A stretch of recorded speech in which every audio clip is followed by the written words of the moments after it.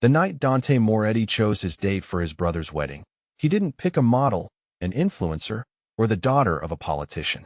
He walked into his own kitchen and pointed at the maid. Isabella Chun froze with a glass in her hand, unsure if she had heard him correctly. Every muscle in her body locked. Every thought disappeared. Dante Moretti never joked. He never smiled, and he never repeated himself. The mansion was silent except for the distant sound of security walking through the halls. It was almost midnight, and Isabella was finishing her last shift, trying to stay unnoticed the way she always did. She liked blending into the background. She liked being invisible, but tonight invisibility was impossible. Dante stood in the doorway, still wearing the black shirt and suit pants from a meeting that had gone too late. His sleeves were rolled up, revealing strong forearms and a silver watch that probably cost more than her entire life. His hair was slightly messy, his jaw tense, and his eyes were fixed on her with a strange intensity she had never seen on his face. "Sir," Isabella whispered, because her voice simply wouldn't rise. He studied her as if making a decision that could not be undone. "You," he repeated, "you're coming with me to my brother's wedding." Her throat tightened. She had been cleaning the counters, her hair tied in a simple ponytail, her uniform wrinkled from long hours, hands smelling faintly of lemon detergent. She should not even be in the same room with him, much less in the middle of whatever this was. She placed the glass on the counter carefully, afraid her hands might shake. "I think you're mistaken, Mr. Moretti. I'm just the maid." Marcus Rivera, Dante's right-hand man, was standing behind him, arms crossed, eyebrows raised. Even he looked shocked. Dante stepped fully into the kitchen, closing the distance. "I am not mistaken." Isabella swallowed hard. "Why me?" His gaze swept over her slowly, not in a flirtatious way, but in a calculating one. She felt exposed, even though she still wore her simple uniform and tired shoes. "Every woman who wants to be on my arm," he said, "has an agenda." She blinked. "I don't understand." "You don't want anything from me," he answered. "Not money, not power, not my name." His voice softened for a brief second. "You're the only person in this house who looks me in the eye without pretending." Isabella's heart hammered. She had never heard him speak this openly. She wasn't even sure he had a heart until now. But before she could think of her response, a delicate older woman walked into the kitchen. Zanetti, Dante's aunt. She stopped immediately when she saw them. "Dante," she said carefully, "please tell me you chose a suitable date for the wedding. We cannot have people talking." He didn't look away from Isabella. "I chose her." Zanetti followed his gaze, saw Isabella, and nearly dropped the tray in her hands. "The maid," she whispered, her voice full of disbelief. "You're taking the maid." Marcus coughed into his hand to hide a laugh. Isabella wanted to disappear into the floor. Dante nodded once, firm and final. "Yes, Isabella Chun will accompany me." "But she's staff," his aunt insisted. "And the people attending the wedding are." He cut her off. "I don't care what they are." Isabella felt heat rising in her cheeks, embarrassment mixing with fear. She didn't belong in his world. She didn't belong in that conversation. Zanetti tried again. "Dante, you cannot be serious. Your date must reflect your status. You are the head of this family, and this is my choice." His voice carried a finality that ended the discussion immediately. Zanetti pressed her lips together and left the kitchen visibly upset. Isabella took a shaky breath. "Zanetti, I really don't think you're going," he said, lowering his voice. "Unless you're refusing." Her breath stopped. Refusing him. Refusing the most feared man in the city. Refusing a man who could destroy lives with a single word. She could barely force her lips to move. "I'm not refusing. I'm not sure why you want me there." He took one step closer. "You make people underestimate you," he said. "That's an advantage. And tonight reminded me that I want someone beside me who doesn't lie to my face." She felt something heavy and warm twist inside her chest. No one had ever described her as someone worth choosing. Not once in her entire life. Isabella looked down at the floor, searching for air. "I've never been to a wedding like yours. I don't know how to act around people like that. I don't have the right dress, or that will be handled." He interrupted. "You won't go in your uniform." She nodded slowly, still confused, still overwhelmed. Marcus stepped forward. "Boss, are you sure? She'll be surrounded by press, politicians, business giants." I said, "My decision is final." Isabella's stomach dropped. This felt wrong, dangerous even. Being close to Dante Moretti could put anyone in danger, especially someone like her, who carried secrets she barely understood herself. She rubbed her fingers together nervously. Why me, Dante? It was the first time she had ever said his first name. His eyes flickered with something unreadable. He leaned in slightly, his voice low and controlled. Because every other woman sees a throne. You're the only one who sees the man sitting on it. She felt that sentence deep inside her bones. Marcus cleared his throat. Isabella, you should probably get some rest. Tomorrow will be intense.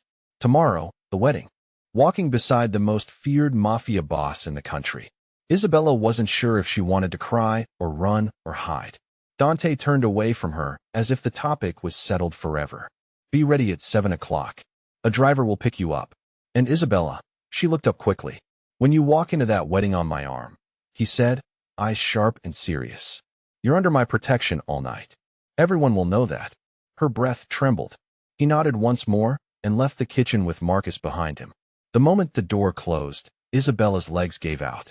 She sat at the small staff table and pressed a hand to her shaking chest. Protection. His world, his arm. She didn't fully understand what that meant, but she understood enough to be afraid. Breathing unevenly, she walked to the back hallway where lockers were kept. She opened hers quickly and pulled out a small photo she kept hidden behind her uniform. A photo of a different life, a different city, a different version of herself. She stared at it with wide, tense eyes. If someone recognized her at that wedding, if someone remembered what happened, if anyone connected her to the man she once ran from, everything could fall apart. She closed the locker with trembling fingers. Tomorrow she would walk into a world where she absolutely did not belong. Tomorrow, every eye in that room would be on her, and she had no idea what Dante Moretti had just dragged her into. But one question echoed through her mind as she finally headed toward her small bedroom. What exactly did being under his protection mean? And what price would she have to pay? Isabella barely slept. Every time she closed her eyes, she saw Dante standing in the kitchen doorway, his voice echoing in her head. When you walk into that wedding on my arm, you're under my protection. She didn't understand his world. She didn't understand his reasons, but she understood one thing. There was no way back. By 6 o'clock in the morning, she was standing in front of the small mirror of the staff bathroom, still in her uniform, hair tied up, dark circles under her eyes. Nothing had changed on the outside, but inside everything felt different. What kind of woman becomes the date of a mafia boss overnight? Certainly not her. But Dante didn't ask. He decided. At 7 sharp, the house shook with movement. Security walked faster. Staff whispered. A black SUV waited outside the staff entrance, not the main one. Isabella stepped out slowly, heart pounding. Marcus Rivera stood beside the SUV, checking his watch. You're late by 2 minutes, he said, but without anger. He opened the door. Get in. She sat quietly in the back seat as the car pulled away from the mansion. The city flashed by the windows, cold morning light reflecting on the glass buildings. Where are we going? Isabella asked. To prepare you, Marcus replied simply. Boss wants everything perfect. Perfect. Perfect for Dante Moretti's standards was terrifying. The SUV stopped in front of an upscale penthouse building downtown. Isabella hesitated before stepping out. She felt completely out of place. Uniform old, sneakers worn, hair messy from the wind. Inside the elevator, Marcus pressed the top floor. You nervous? He asked. Isabella nodded. He sighed. Just follow the instructions. Don't overthink it. And don't fight it. The boss knows what he's doing.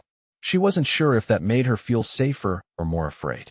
The elevator opened to a huge penthouse filled with natural light, polished floors, ivory sofas, and windows overlooking the city. A woman in her 40s, stylish and confident, walked toward Isabella. You must be Isabella, she said with a warm smile. I'm Sofia Castellano.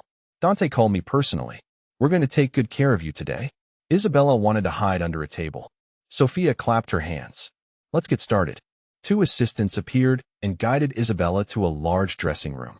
She tried to protest. I'm just Sofia stopped her gently. I know who you are and I know what's happening tonight. Listen to me, Isabella. You're not just anything. Not for tonight. But I don't belong in places like this. Sofia stepped closer, lifting Isabella's chin with kind fingers. Every woman belongs where she is respected. And Dante Moretti clearly respects you. Isabella wasn't sure if respect was the right word, but she didn't argue. The first step was the hair. They undid her ponytail and let her hair fall. Isabella didn't recognize the weight of it. She had forgotten she even had long hair. Sophia's fingers moved carefully through it, applying treatments, brushing, curling. Isabella watched the transformation slowly happen. "You have beautiful hair," Sophia said. "You should wear it down more often." Isabella looked at herself in the mirror. It didn't feel like her. Not yet. Next came makeup. Soft tones, eyes highlighted, skin illuminated. A natural glow she never had the chance to see before. Isabella stared at her reflection, almost frightened by the new face looking back. But then Sophia stepped aside and revealed the dress. A long, stunning red gown hanging on a golden rack. Isabella's breath vanished. "I can't wear that," she whispered. Sophia smiled. "Oh, yes you can." Dante picked the color himself. Isabella's stomach twisted. "He picked it. He said he wanted you to be seen." Isabella blinked, confused. Seen by who? Sophia helped her step into the dress. As the fabric slid over Isabella's skin, she felt the world tilt. The back dipped elegantly. The waist hugged her softly. The skirt fell in a smooth, flawless line. It was bold. It was beautiful. It was everything Isabella never dared to be. When the zipper closed, she almost didn't recognize the woman in the mirror. A shy knock came at the door. "Is she red?" He froze mid-sentence. His eyes widened slightly. For the first time since she met him, Marcus was speechless. Sophia smirked. "I'll take that as approval." "Yes, that will work." Isabella felt a wave of embarrassment. "Is it too much?" Marcus shook his head. "For any other woman. For walking next to Dante. It's exactly right." They rode the elevator down again. Isabella couldn't stop touching the fabric as if afraid it would disappear. Outside, another SUV waited, but this time Dante stepped out as soon as the car arrived. Black suit, white shirt, tie perfectly tied, hairstyled, eyes sharp, cold, unreadable. He was intimidating on any normal day. But today, he looked untouchable. Isabella froze. Dante walked toward her slowly, his eyes never leaving hers. For a moment, she forgot how to breathe. Marcus opened the back door automatically, but Dante didn't move. He stood in front of Isabella, expression completely unreadable. When he finally spoke, his voice was lower than she expected. "Turn around." Isabella hesitated, heat rising to her cheeks, but she obeyed. She turned slowly, letting him take in the dress. When she faced him again, his jaw flexed. He stepped closer, too close, and fixed a strand of her hair behind her ear with a slow, deliberate touch. "You look—" He paused, eyes lingering on the dress, then on her face. Isabella couldn't look away. She wasn't sure she could stand. "Perfect." The word made her heart race uncontrollably. Dante held out his hand. Not a command, an invitation.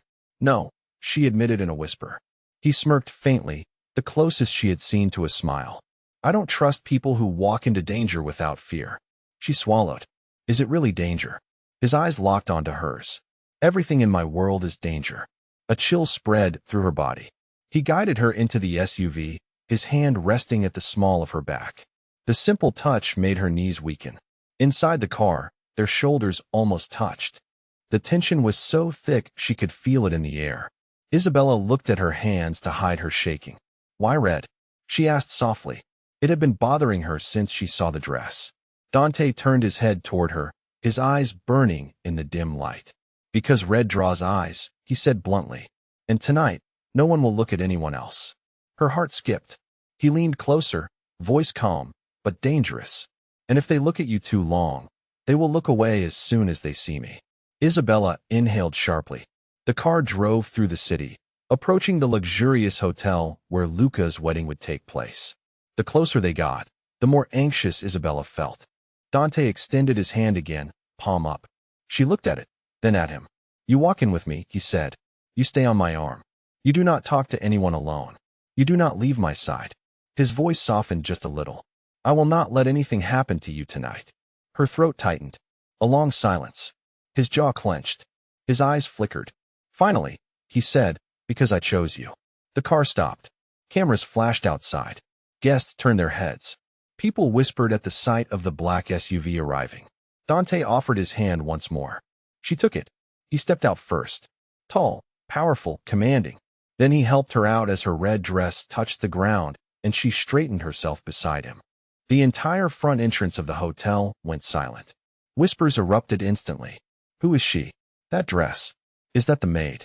Dante Moretti brought a woman. Dante placed his hand on the small of her back, guiding her through the stunned crowd with confidence, possession, and a strange hint of pride. Isabella could hardly breathe. She was just a maid yesterday. But tonight, she was the woman walking on the arm of the most dangerous man in the city. And as they crossed the golden doors of the hotel, one thought echoed in her mind, louder than fear. What will this night turn me into?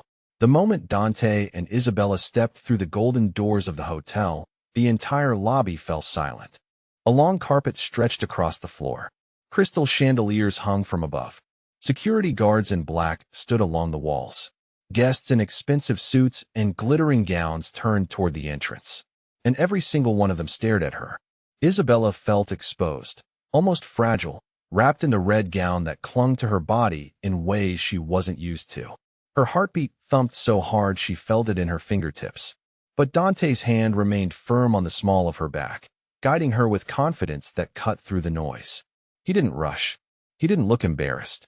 He didn't hide her. He walked proudly beside her. A man in a navy suit leaned toward his date and whispered, not quietly enough, "Is that the maid from the Moretti mansion?" Isabella tried to look forward, pretending she didn't hear, but Dante slowed his pace just enough to glance at the man. One look, cold, sharp, final. The man instantly straightened in fear and looked away. "Don't listen to them," Dante murmured near her ear. "I'm trying," she whispered. Her voice cracked. "You're doing fine."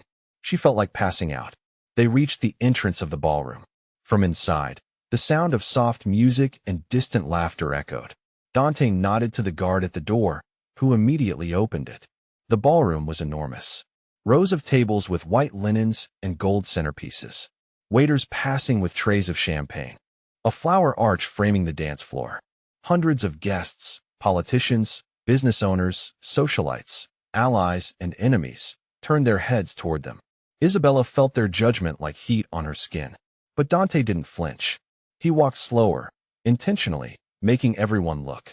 His presence filled the room like a storm. Isabella could hear people whispering behind their hands. A date.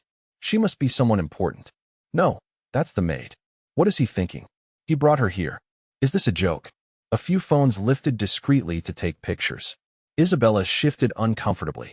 Dante's hand slid from her back to her waist, pulling her closer. "Eyes up," he said softly. "Don't shrink yourself in front of them." "I'm not trying to," she whispered. "Yes, you are." He leaned slightly closer. "Stand tall." Her chest tightened with nerves, but she forced herself to raise her chin a little. Dante noticed and nodded, approving. They continued walking until the groom, Luca Moretti, spotted them. Luca broke into a wide grin. "Dante," he called out, walking toward them with open arms. Dante released Isabella only enough to shake his brother's hand and pull him into a quick embrace. Luca then stepped back and looked at Isabella. He froze. "Oh my God," he breathed. "Is this who I think it is?" Isabella blushed. Luca blinked. "Isabella from the mansion." She nodded, embarrassed. Luca shot his brother a look full of mischief.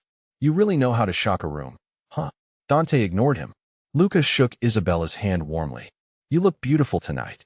Isabella hesitated. "Thank you. This is all very overwhelming." "Oh, trust me," Luca said with a laugh. "Everything about my family is overwhelming." A woman in a silver gown approached Adriana Stone, the bride. She smiled softly at Isabella. "You look lovely," she said sincerely. "I'm so glad you came." Isabella felt her shoulders relax just a little. At least someone here wasn't judging her. Luca whispered to Isabella, "Don't pay attention to anyone staring. They're scared of him, not you." Isabella wanted to believe him. Before she could respond, a woman in a dark green dress walked by slowly, eyes narrowed. "Is this really your date, Dante?" she asked with a fake smile. "She's different." Dante didn't even turn his head.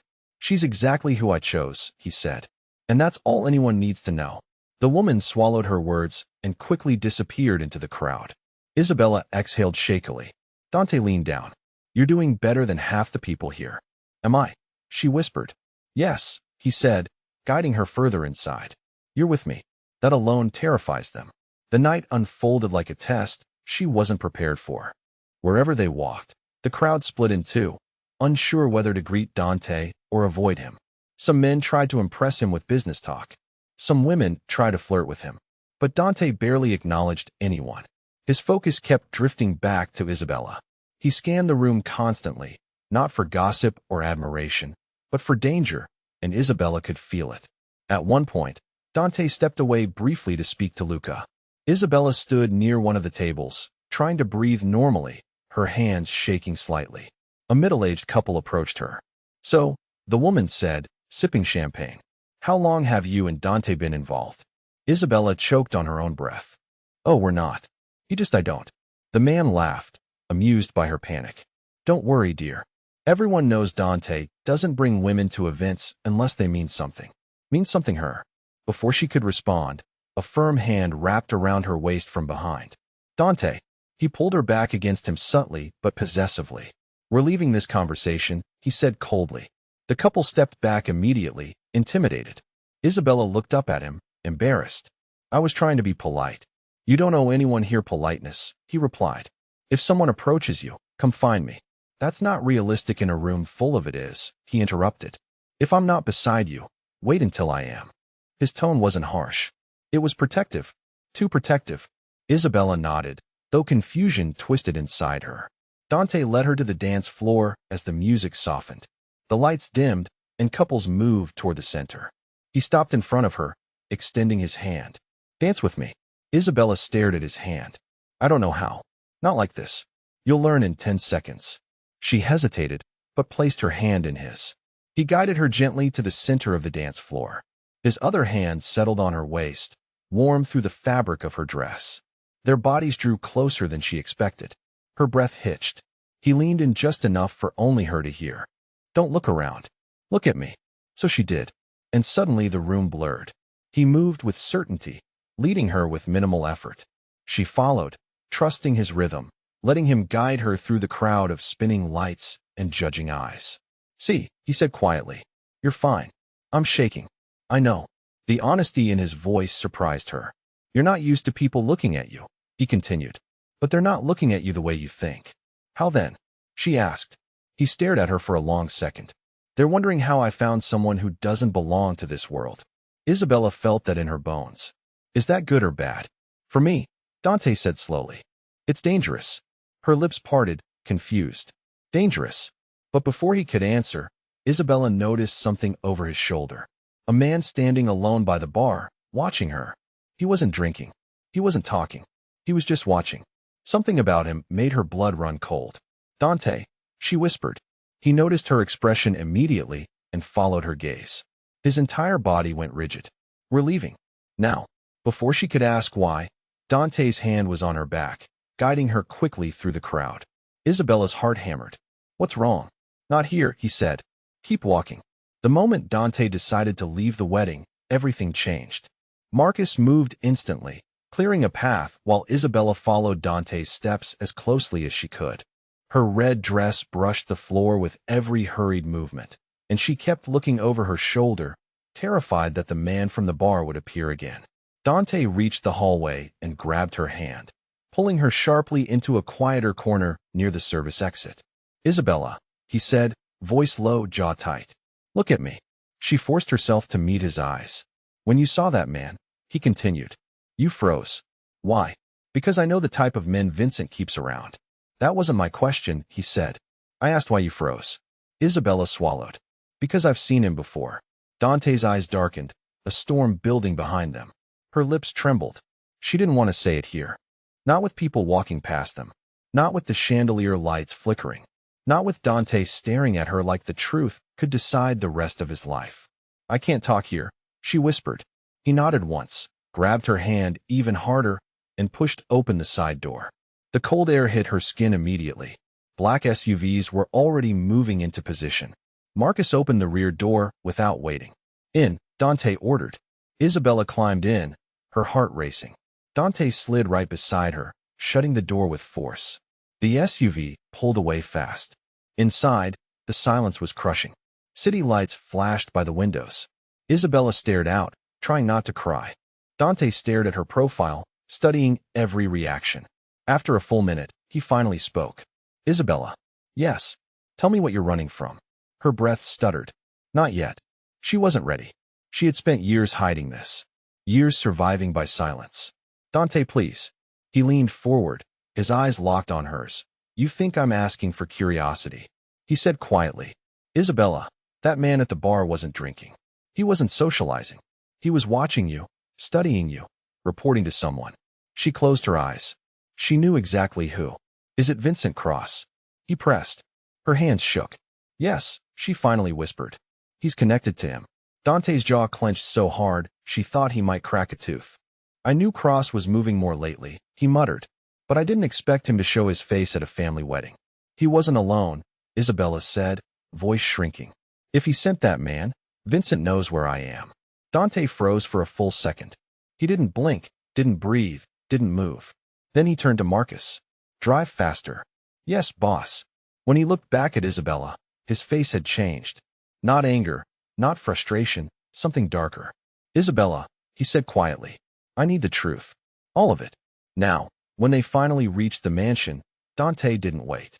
He escorted her inside through a private entrance. No staff, no guests, no one around. He guided her into his private office, a room she had never entered before. Dark walls, a massive desk, bookshelves, a panoramic window overlooking the city. He shut the door behind them. Isabella stood in the center of the room, feeling small under his gaze. Dante stayed near the door for a moment, one hand on the handle. He took a slow breath like he was containing something violent inside. Sit, he said. She sat. Dante walked around the desk slowly, deliberately, and leaned forward, placing both hands on the polished surface. His eyes didn't leave her. Start talking.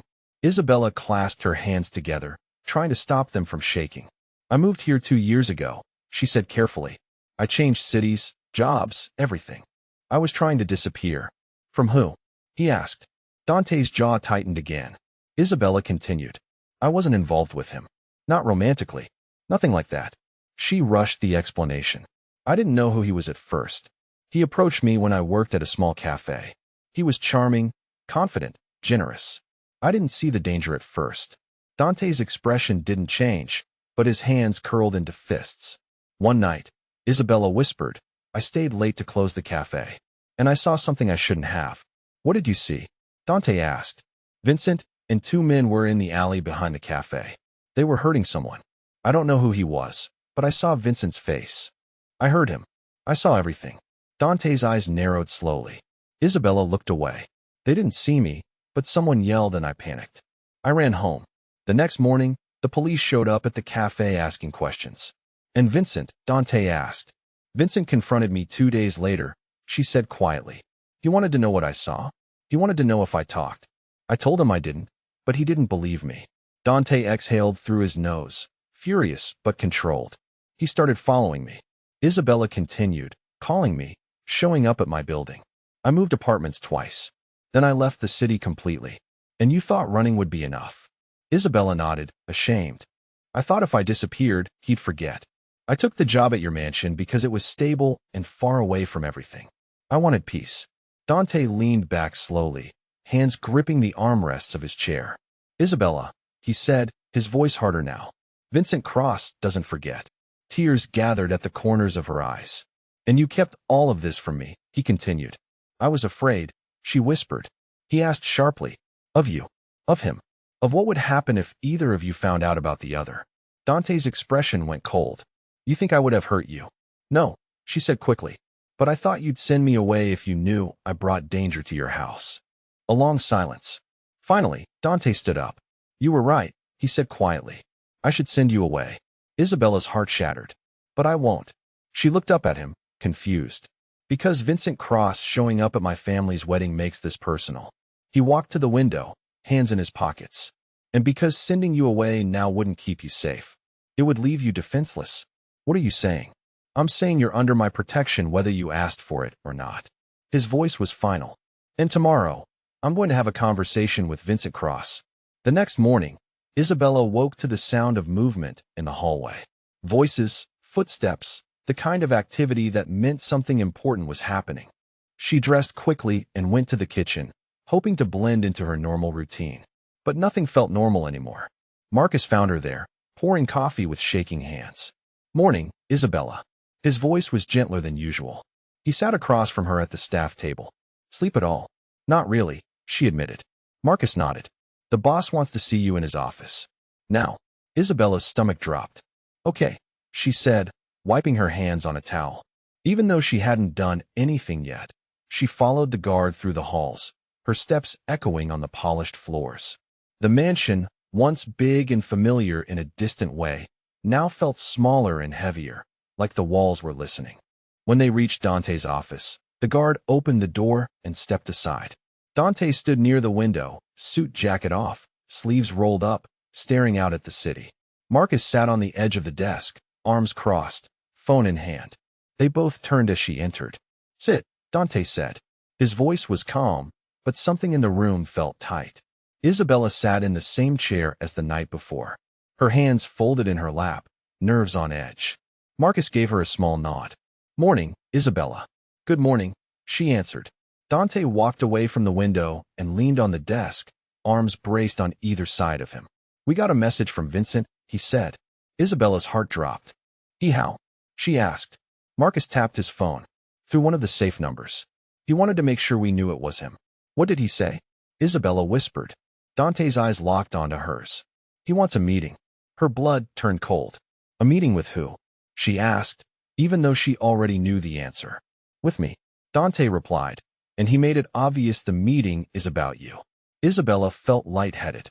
"I'm so sorry. Don't start." Dante cut in. "I told you don't apologize for surviving him." She bit her lip, tears stinging her eyes. Marcus stepped in. "He didn't threaten you directly in the message. Not by name. But he made it clear he knows where you are, Isabella." She swallowed hard. "So he's watching the house probably," Dante said. "But he won't get close." Isabella shook her head slowly. "He always finds a way. He did before. Every time I moved, he appeared again." "He was tracking you," Marcus said. "But you were alone then." "You're not alone now." Dante straightened up.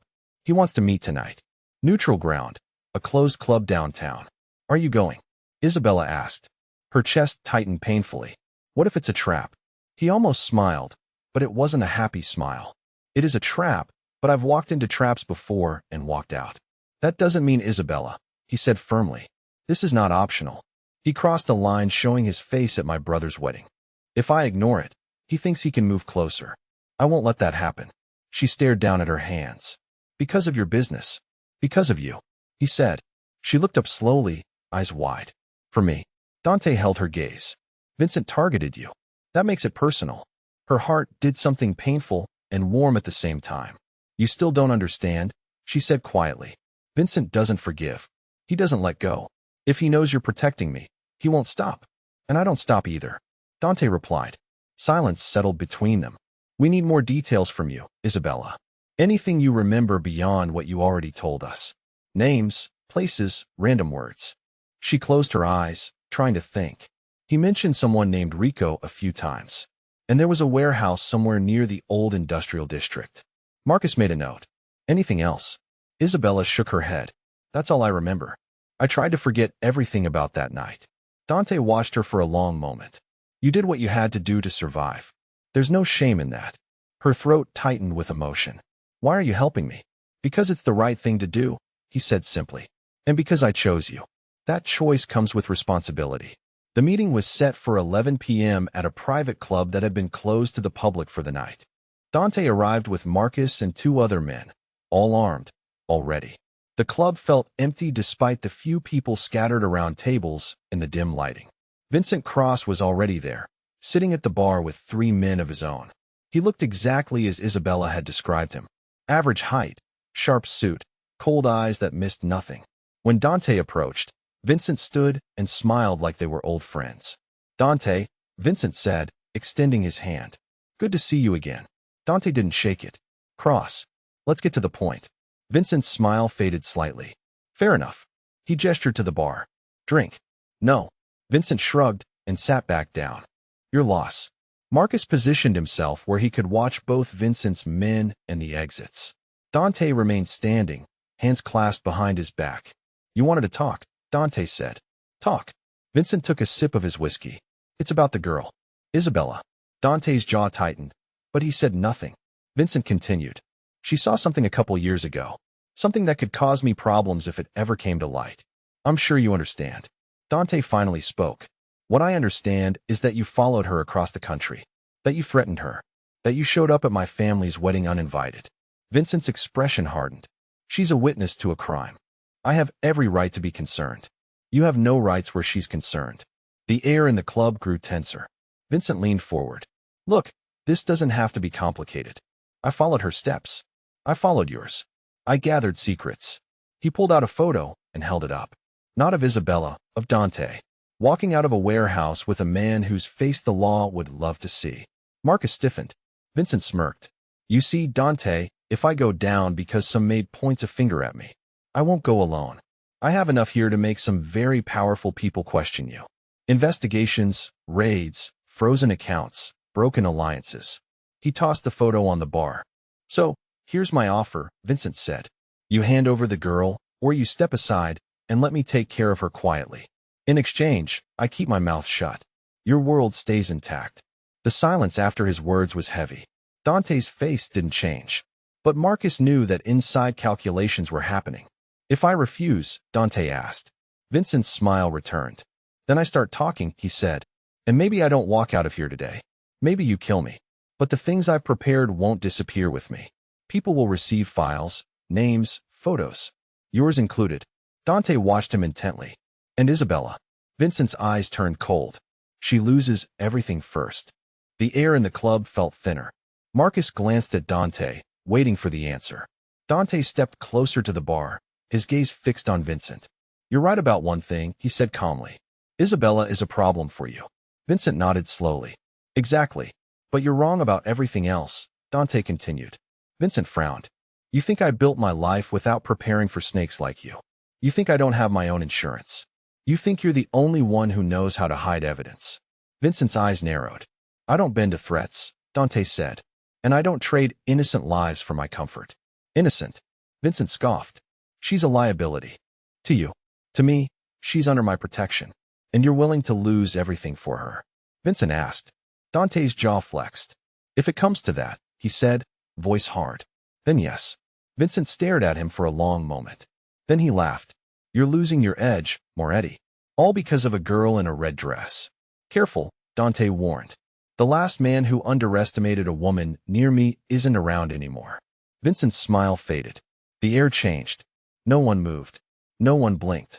Finally, Vincent stepped back, raising his hands. Fine, he said. Protect her. See how long you can keep her breathing. He turned away, then looked back over his shoulder. But remember this, he added. She's the reason your enemies will come for you harder than ever. And when they do, ask yourself if she was worth it. He left the bar area and walked toward the exit with his men. Marcus waited until he was gone, then turned to Dante. That went well, Marcus said dryly. Dante ignored the comment. Have our people trace any moves he makes in the next 24 hours, he ordered. Bank transfers, calls, meetings. I want eyes everywhere. On it, Marcus said. Dante exhaled slowly. To me, to you. If she talks, she ruins you. If she dies, she ruins me. We're both stuck. No, Dante said, pulling Isabella closer. The only one stuck is you, Vincent chuckled. How do you figure? Because she's under my protection, Dante said. Which means touching her is touching me. And that's the last mistake you'd ever make. So what now? You kill me. You walk away. You pretend she's not a threat. No, Dante said. We end this in a way you didn't expect. Isabella looked up at him, confused. Dante reached into his jacket and pulled out. Not a weapon, not evidence, but his phone. He showed Vincent the screen. A video. What's that?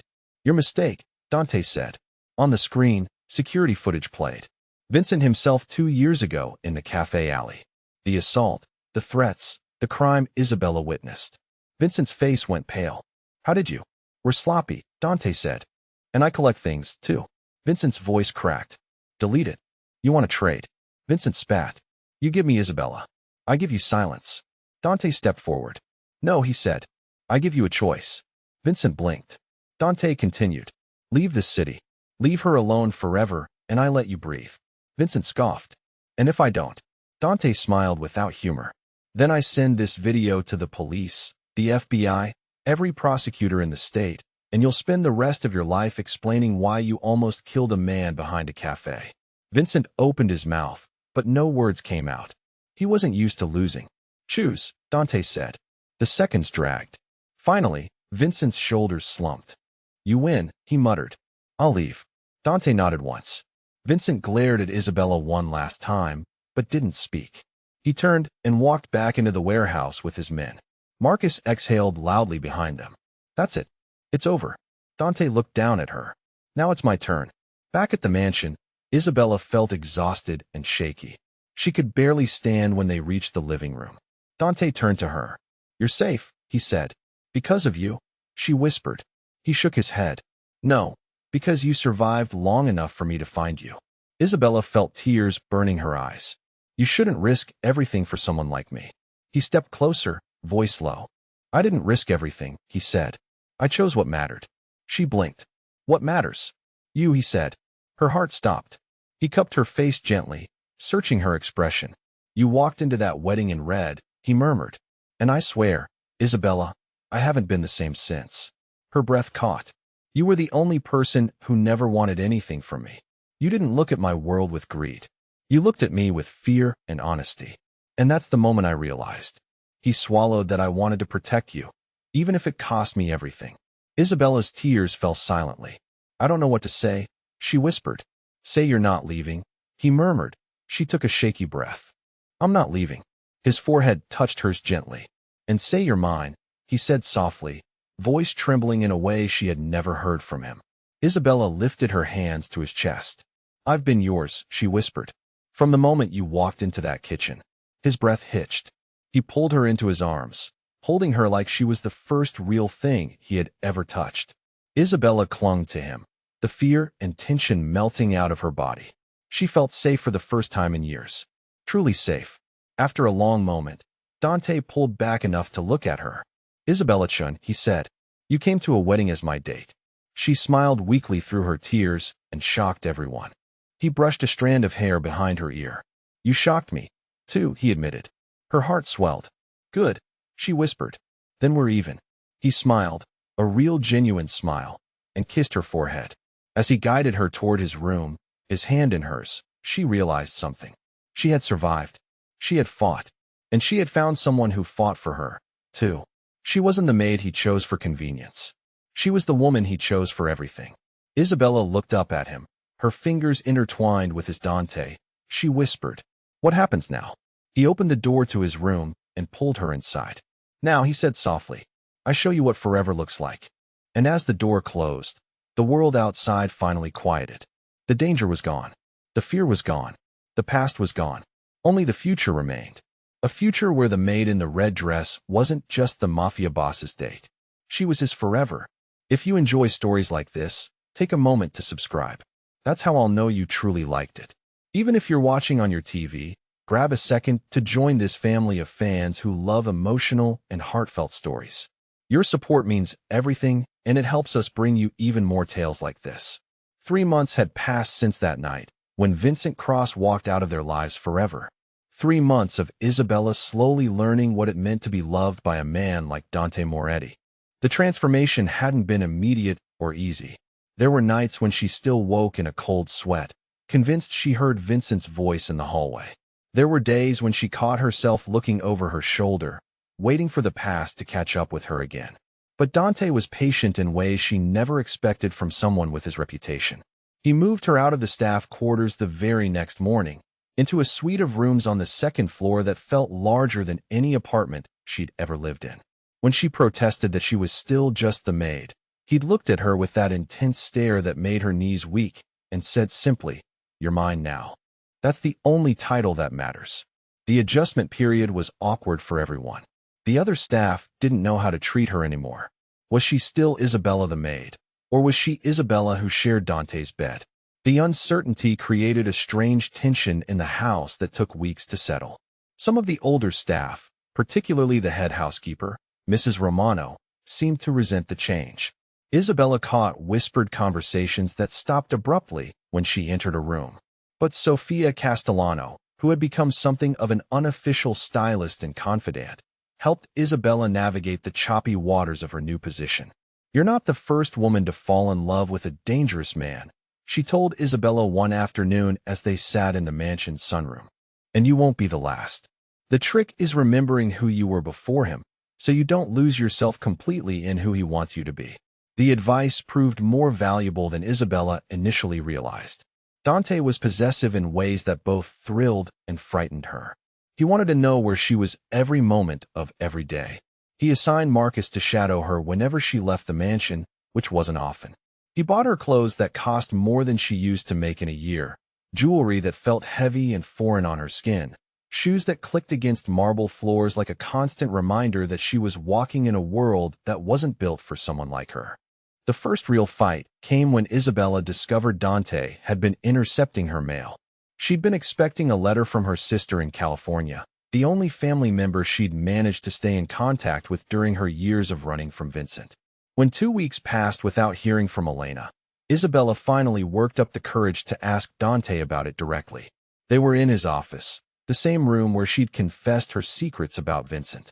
Dante was reviewing some business documents, his reading glasses perched on his nose in a way that made him look more like a professor than a crime boss. When Isabella mentioned the missing letter, he didn't even look up from his papers. "I had Marcus handle your correspondence," he said matter-of-factly. "Your sister's letter is in the safe. I'll have it brought to you." Isabella stared at him, feeling a cold anger build in her chest. "You read my personal mail." Now he did look up, removing his glasses with deliberate slowness. "I had it screened for security purposes." "Security purposes?" Her voice was dangerously quiet. "My sister is a kindergarten teacher in San Diego. What possible security threat could she pose?" Dante set down his pen and leaned back in his chair. "Anyone who knows where to find you is a potential security risk. Your sister knows you work here. If the wrong person got hold of that information..." "She's my family," Isabella said, her voice rising. "The only family I have left." "And now you have a new family," Dante replied coolly. "One that can actually protect you." The words hit Isabella like a slap. She stood up so quickly her chair nearly toppled over. "I didn't ask you to cut me off from my old life. I didn't ask you to make me a prisoner in a golden cage. You asked me to keep you safe," Dante said, standing as well. "This is what safety looks like in my world." "Your world?" Isabella's eyes flashed with anger. "What about my world? What about who I was before I met you?" "Who you were before was a frightened woman running from a man who wanted to kill her," Dante said bluntly. "Is that really what you want to go back to?" The question hung in the air between them like a loaded gun. Isabella felt tears burning behind her eyes, but she refused to let them fall. Not in front of him. Not when he was looking at her like she was being unreasonable for wanting basic human dignity. "I want my sister's letter," she said quietly. "And I want you to promise me you won't read my mail again." Dante studied her for a long moment. Then he pressed a button on his desk phone. Marcus appeared in the doorway almost instantly, as if he'd been waiting outside. "Bring Ms. Chun the letter from her sister," Dante ordered. "The one in the security safe." Marcus nodded and disappeared. Dante turned back to Isabella, his expression unreadable. "As for your mail," he said, "I can't make that promise. Your safety is more important than your privacy." "Then we have a problem," Isabella said softly. She left his office without another word and didn't speak to him for 3 days. It was the longest 3 days of Dante's life, according to Marcus, who bore the brunt of his boss's increasingly foul mood. Isabella took her meals in her room, avoided the common areas where she might run into Dante, and spent her time reading books from the mansion's extensive library. On the 4th day, Dante appeared at her door at dawn with coffee and pastries from the bakery in Little Italy, where she'd mentioned wanting to try their cannoli. He looked like he hadn't slept in days, his usually perfect appearance slightly rumpled, his dark eyes tired and uncertain. "I overreacted," he said without preamble. "Your sister's letter was completely innocent. She wants to know if you're happy and whether you'll be coming home for Christmas." Isabella accepted the coffee but didn't invite him in. And I've instructed Marcus to forward your personal mail without screening it first. Business correspondence and packages will still be checked, but letters from family and friends will come directly to you."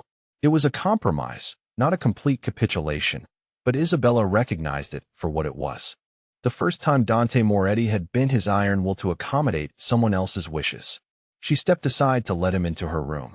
"Thank you," she said simply. He sat on the edge of her bed, looking oddly vulnerable in the morning light streaming through her windows. I've never had to consider someone else's feelings before, he admitted. I'm not good at it. Isabella sat beside him, close enough to feel the warmth radiating from his body, but not quite touching. I've never been in love with someone who could have me killed with a phone call, she said. I'm not good at that either. He turned to look at her, something raw and honest in his expression. I would never hurt you, Isabella. Never. But I might drive you away trying to protect you. She reached for his hand, threading their fingers together. Then we'll have to figure out how to meet in the middle. The compromise worked, mostly.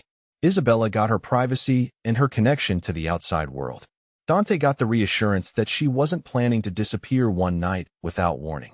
They established routines that felt almost normal. Breakfast together in the sunroom. Long walks through the mansion's gardens in the evening. Quiet moments in his office where Isabella would read while Dante worked. Their silences comfortable and companionable. But the outside world had a way of intruding on their carefully constructed peace. The first major test came when Luca called to invite them to dinner at his new house in Westchester. He and Adriana had returned from their honeymoon in Italy and wanted to celebrate with family. Dante accepted immediately, but Isabella felt a familiar anxiety creeping in.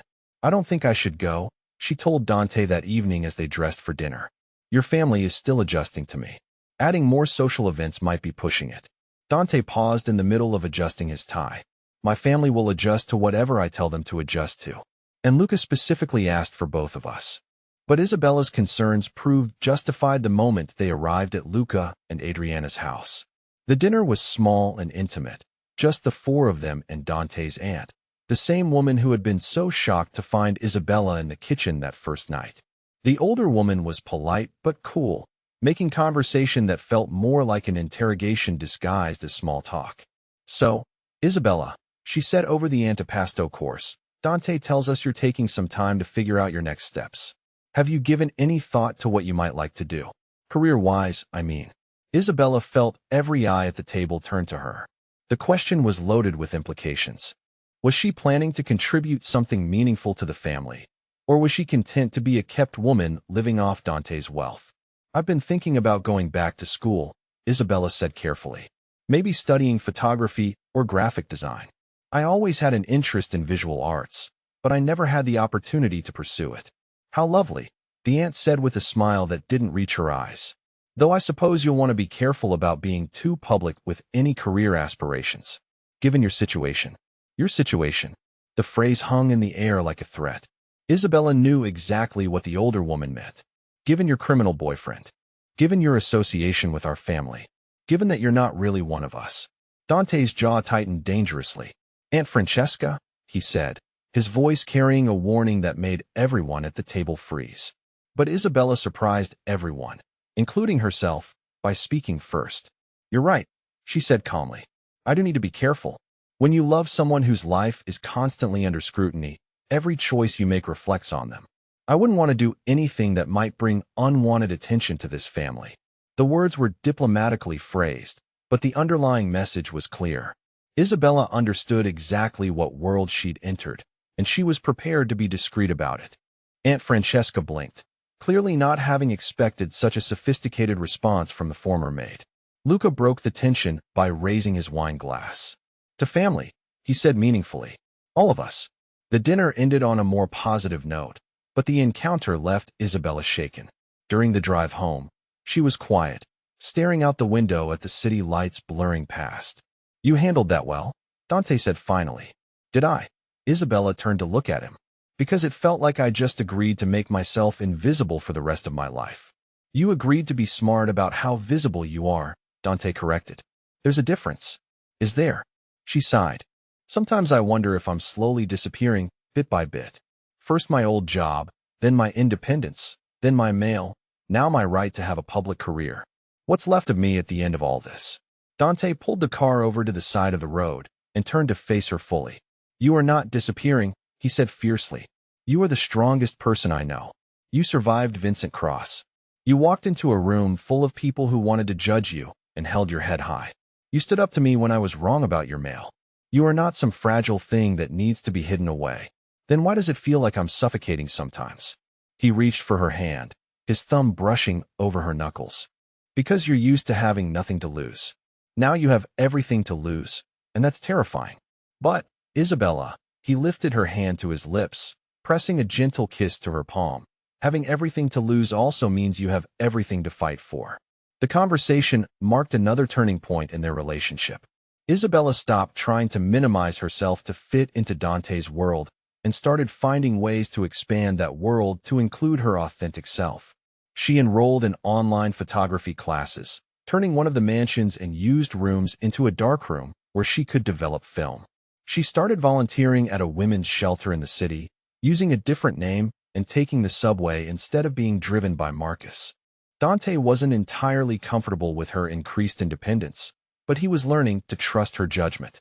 When she showed him her photography portfolio, featuring portraits of the women at the shelter, he was quiet for a long time, studying each image with intense concentration.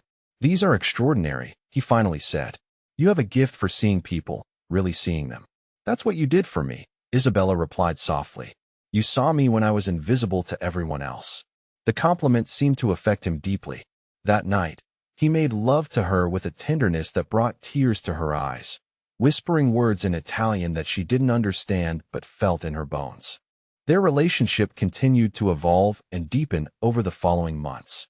Isabella learned to read Dante's moods, to know when his silences meant he was worried about business, and when they meant he was simply content to be near her. She discovered that he had nightmares sometimes, waking in a cold sweat from dreams he never talked about. On those nights, she would hold him until his breathing steadied, offering comfort without asking questions he wasn't ready to answer. Dante, for his part, was amazed by Isabella's capacity for forgiveness and growth. She never held his overprotectiveness against him, even when it frustrated her. She found ways to compromise that made them both feel heard and valued. She brought laughter into rooms that had been silent for years, softness into a life that had been all hard edges and sharp corners. The first time she told him she loved him, they were in the mansion's kitchen, the same room where he'd first asked her to be his date, where their whole story had begun. Isabella was making Sunday dinner, something she'd insisted on doing herself despite having access to a full staff of cooks.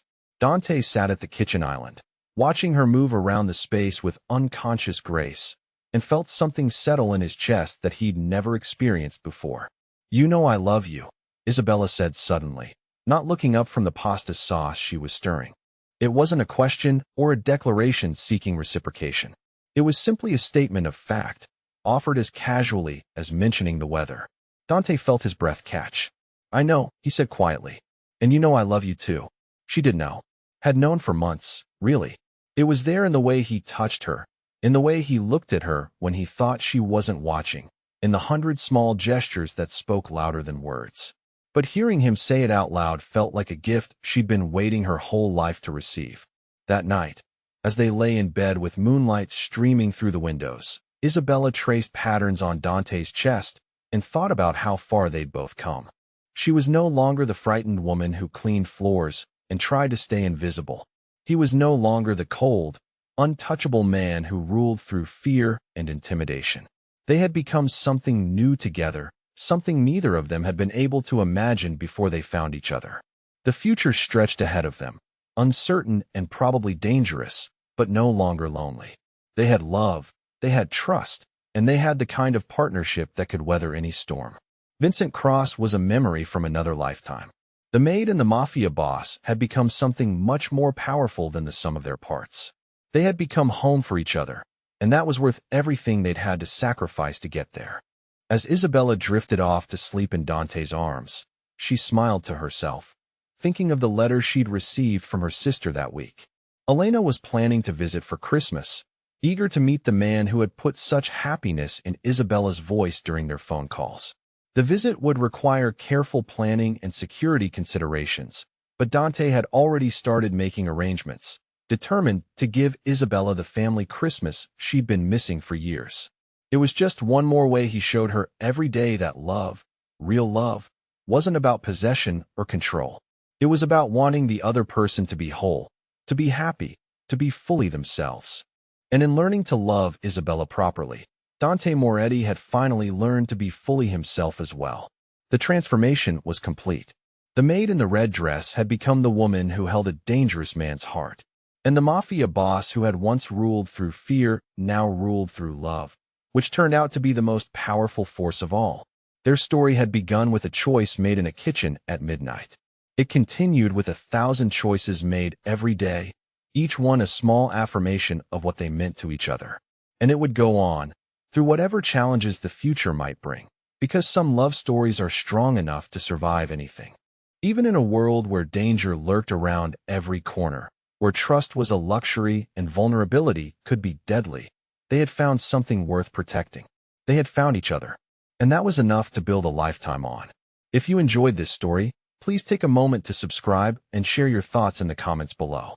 Your support means everything and helps bring you more emotional and heartfelt tales like this one.